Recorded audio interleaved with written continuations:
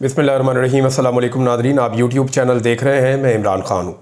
मियां नवाज शरीफ साहब के हवाले से खबर आ रही है कि वो पाकिस्तान छोड़कर वापस अपने देश बरतानिया जा रहे हैं, लंदन में, जहाँ पे उनकी प्रॉपर्टी है, जहाँ पे उनके बच्चों का कारोबार है, जहाँ पे उनके बच्चे रहते हैं, जहाँ पे उनके बच्चे पढ़ते हैं, जहाँ पे उनके बच्चों की फैमिलीज रहती हैं और जहाँ पे उनका इलाज मुआलजा होता है, जहाँ पे वो सर्जरीज करवाते हैं, जहाँ पे उनका जीना मरना है, वो तो बरतानिया है और लंदन है। तो मियाँ साहब वापस लंदन जा रहे हैं। इलेक्शन के लिए वो पाकिस्तान तशरीफ़ लाए थे, इलेक्शन हो गया, अब उसके बाद वापस जाना। ये खबर पहले इमरान खान साहब ने दी और मैंने इससे पहले आपको ये बताया था कि अगर कादी फ़ायद ईसा साहब नहीं होंगे तो फिर मियाँ नवाज शरीफ साहब भी नहीं होंगे। ये खबर इमरान खान साहब ने दी और उन्होंने जेल में सहाफ़ियों से बातचीत करते हुए ये कहा कि नवाज शरीफ साहब का बैग पैक तैयार है, ज़रूरी सामान सिर्फ उन्होंने उठाना है और निकल जाना है। इमरान खान साहब ने ये क्यों कहा था, ये चीज़ें अब सामने आई हैं। नजम सेठी साहब जो नवाज शरीफ साहब के बहुत करीबी दोस्तों में से एक है, बड़ा अच्छा इनका मियाँ नवाज शरीफ साहब से ताल्लुक़ है और मियाँ साहब के लिए इन्होंने बड़ी खिदमत सर अंजाम दी है। मियाँ साहब ने इनको पीसीबी का चेयरमैन भी लगाए रखा है और जब ये वज़ीर आला थे पंजाब के तो इनके ऊपर इल्ज़ाम भी लगा था कि इन्होंने PMLN को कुछ फेवर किया है। बहरहाल उनके अच्छे ताल्लुकात हैं मियाँ साहब से, तो उन्होंने भी ये कहा कि मियाँ साहब बीमार है और दवाई शवाई लेने के लिए उनको अब दोबारा जाना पड़ेगा बरतानिया। तो मियाँ साहब को दोबारा बरतानिया क्यों जाना पड़ेगा और उनको क्यों जाना है, ये कहानी मैं आपको अभी थोड़ी देर में बताता हूँ, लेकिन पहले दो चीज़ें आपके सामने मैं रखूँगा। एक तो ये है कि एक वीडियो आई है कि मियाँ नवाज शरीफ साहब मरी की एक सड़क से गुजर रहे हैं और रौनक देख रहे हैं कि लोग हैं, दोनों तरफ ख़वातीन चल रही हैं, लोग चल रहे हैं, ऐसी वीडियो दिखाई दे रही है। वो तकरीबन 1-1.5-2 मिनट की वीडियो है। वो वीडियो मैंने देखी है कि मियाँ साहब गुजर रहे हैं और लोग कह रहे हैं ओ देखो नवाज शरीफ जा रहा, ओ देखो नवाज शरीफ जा रहा। 2-4 लोगों की आवाज़ भी आई। मियाँ साहब उस सड़क से गुजर रहे थे और गुजरने वाले उनको यूं देख के और गुजरते जा रहे थे, यानी लोग उनके लिए रुक नहीं रहे थे।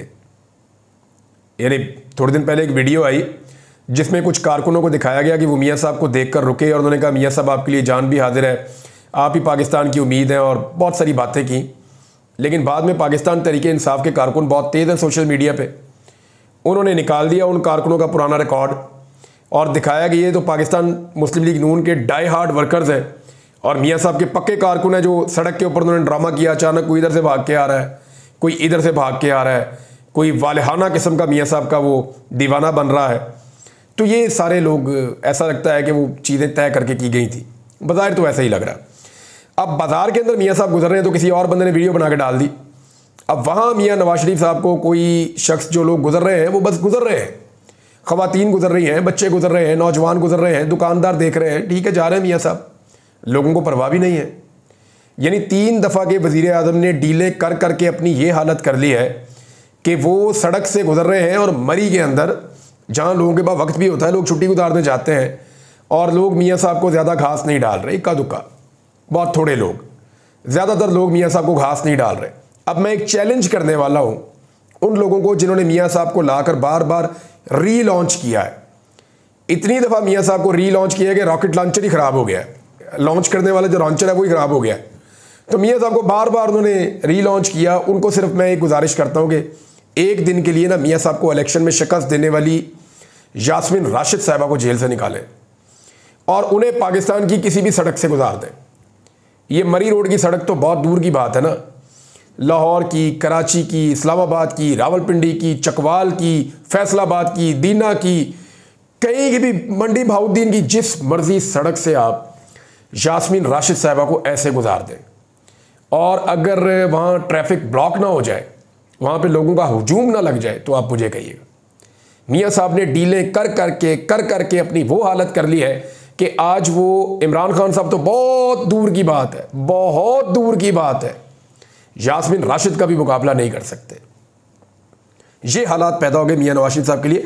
ऐसा लग रहा था लंदन की किसी सड़क पे मियाँ साहब जा रहे हैं कि लोगों को परवाह ही नहीं है, एक अजनबी की तरह। मैंने वो देखे बना दे। फिर मैंने आज एक और चीज़ भी देखी। इमरान खान साहब को उनके अपने ज़ाती मुआलिज ने एक एप्लीकेशन गई थी अदालत में और ये कहा गया था कि ज़ाती मुआलिज को इजाज़त दी जाए कि वो जाकर इमरान खान साहब को चेक कर सके। तो इमरान खान साहब के अपने डॉक्टर आसिम गए इमरान खान साहब को चेक करने के लिए। वो बाहर आए और बाहर आने के बाद उन्होंने एक स्टेटमेंट दिया कि इमरान खान साहब की हेल्थ कैसी है। इससे पहले जो है वो, जैसे ये स्टेटमेंट आया, साथ ही लोगों को एक और स्टेटमेंट याद आ गया डॉक्टर अदनान आपको याद होंगे, जो 2019 में मियां नवाज शरीफ साहब के डॉक्टर थे और अस्पताल में जाते थे मियां साहब को चेक करने और बाहर आकर स्टेटमेंट दिया करते थे। तो डॉक्टर अदनान का स्टेटमेंट बामुकाबला डॉक्टर आसिम का स्टेटमेंट, यहां से आपको अंदाजा हो जाएगा कि डीलर कौन है और लीडर कौन है। डॉक्टर अदनान का जो स्टेटमेंट है उसमें वो बताते हैं जी कि मियां साहब का दिल बहुत ख़राब हो रहा है, पेस मेकर जो है उसका प्रॉब्लम है, शरियानों में मसला है, वरीदों में मसला है, दिमाग की शरियानों का मसला बताते हैं, अंजाइना का इशू है, हार्ट अटैक का एक खतरा है, स्ट्रोक हो सकता है मियां साहब को, दिल की धड़कन का जो रिदम है वो नॉर्मल नहीं है, फिर कार्डिक रिदम उसे कहते हैं वो भी नॉर्मल नहीं है, पेस मेकर जो है वो इजाफी चाहिए होगा, उसकी ज़रूरत है, बहुत सारे ट्रीटमेंट मियां साहब के करने हैं, काफ़ी सारे इलाज चाहिए, प्लेटलेट्स की रिपोर्टें, ये वो फलां ढिमका, हर तरह की बीमारी मियां साहब को लगी हुई थी जब मियां साहब जेल में थे। जरदारी साहब जेल में कम, अस्पतालों में ज़्यादा, इलाज के ऊपर ज़्यादा रहे हैं। तमाम लोगों के साथ यही होता रहा। जितने भी सियासतदान पकड़े जाते हैं 10-15 दिन के अंदर वो कहीं ना कहीं पहुंच जाते हैं अस्पताल में इधर उधर। तो मियां साहब का भी यही इशू था। मियां साहब के डॉक्टर बाहर आते थे, ऐसी ऐसी बीमारियों के नाम लेते थे हमने कभी सुने ही नहीं थे और सब परेशान हो जाते थे। यानी इमरान खान साहब की कैबिनेट के अंदर बैठी हुई शेरी मदारी ने रोना शुरू कर दिया कि मियां साहब को कुछ हो जाएगा, देखें सियासतदान है, मरी ना जाए कहीं। तो इमरान खान साहब ने कहा ठीक है भेजो इलाज के लिए। फिर तो प्लेटलेट्स जाते ही मियां साहब के बैरून मुल्क ठीक हो गए। तो एक तो था नवाज शरीफ का डॉक्टर अदनान, जो आता था तो उसके बाद एक लंबी फहरिस्त होती थी बीमारियों की, वो गिनवाना शुरू कर देता था कि ये भी हो गया, वो भी हो गया, ऐसे हो गया, वैसे हो गया। दूसरी तरफ है जी इमरान खान। इमरान खान के डॉक्टर गए, अब वो बाहर आके इमरान खान साहब की बीमारियां बता रहे हैं। वो ये कह रहे हैं कि इमरान खान साहब बिल्कुल तंदुरुस्त हैं।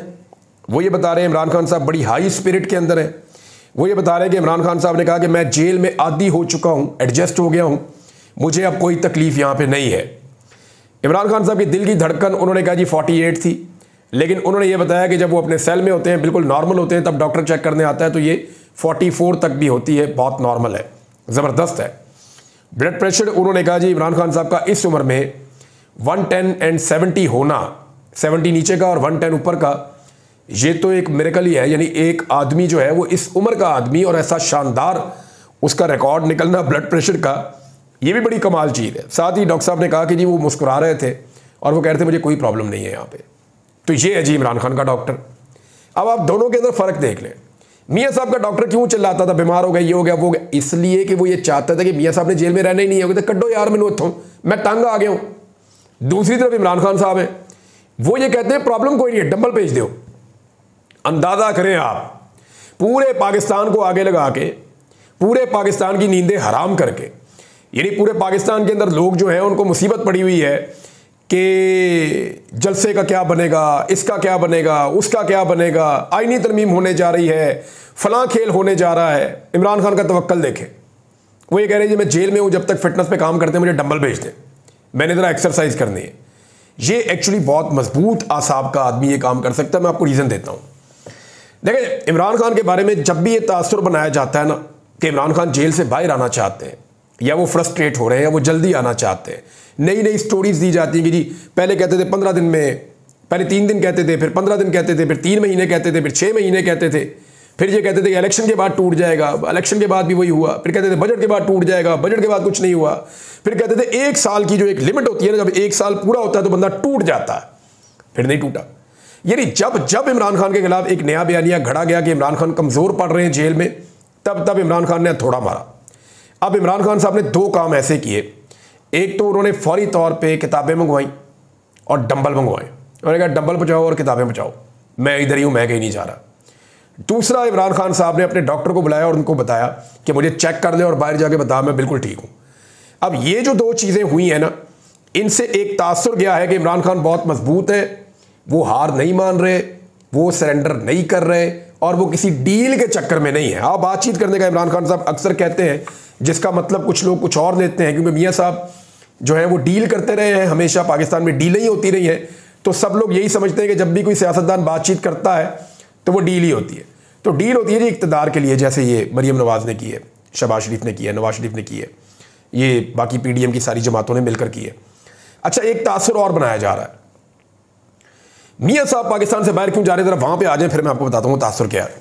मियां नवाज शरीफ साहब की बैरून मुल्क जाने की खबर जो है वो जुड़ी हुई है आईनी तरमीम के साथ। आईनी तरमीम के नंबर अगर पूरे हो जाते हैं तो फिर मियाँ साहब पाकिस्तान से बाहर नहीं जा रहे, फिर मियाँ साहब वेट करेंगे, ये मामला सुप्रीम कोर्ट में जाएगा और अगर सुप्रीम कोर्ट में कादी फ़ायद ईसा साहब जीत जाते हैं, यानी वो एक्सटेंशन वाला मामला उधर कुछ चला जाता है, तो फिर तो मियाँ साहब पाकिस्तान में रहेंगे, बरतानिया को हाथ लगाकर वापस आ सकते हैं, जाकर वापस आ सकते हैं, कभी दिल किया चले गए, कभी दिल किया यहाँ रह गए, मियाँ साहब नॉर्मल ज़िंदगी गुजार सकते हैं।